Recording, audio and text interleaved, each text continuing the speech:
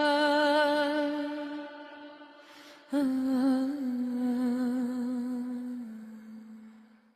wanyabi. Oa. Mkubwa. Oa, shipapi au si? Vipi hapo mwanetu?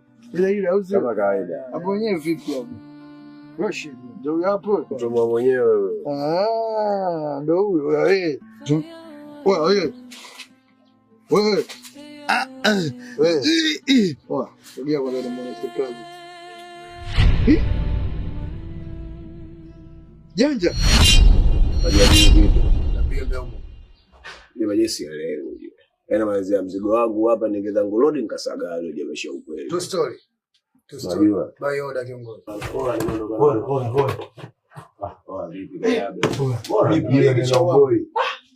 Oya, mpaka mnaniona hivi sio poa. Hapo kati kitu kilichotokea hapo kati wanangu. Nusu kudanji. Vipi wazee au la hiyo cha kupiga njegele na baba. Yaani si nimetulia hapo, nimetulia zangu kati hapo. Sina kitu mwanangu, anapita sister du mmoja hivi kasema da yap. Ndo mwake hapo. Ili nabdadia tu wanangu ni ki. Nachukua kipochi hichi hapo wanangu. Nyange nasikia. Kama wote. Haya mbembe haya hivi. Hivi ndio.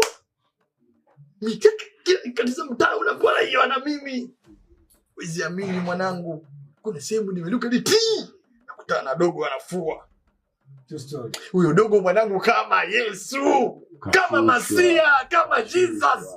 Mimi nilikuwa najua mimi naanza kufa. Ngoja kwanza mkubwa, hem kula kitu kwanza kidogo. Wewe. Dogo anambia blaza pita ndani. Maisha kweli. Maisha kweli kasema sio poa. Kaambia dogo wewe unataka dogo ataka kuniua. Kaniambia blaza kwa jinsi wanavyokuja wewe utakufa, ushakufa, pita ndani. Nikafikiria nikasema baridi, nikachoma ndani. Ile inachoma tu watu hao. Yuko wapi? Dogo kaonyesha mkono. Ushoto. Watu kama upepo.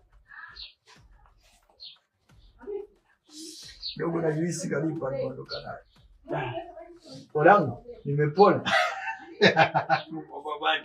Hii noma.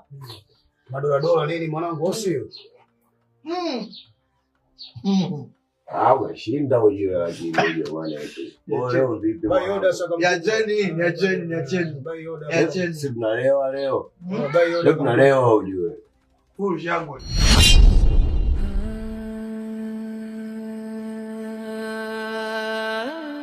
Wewe wangu ujanja ujue.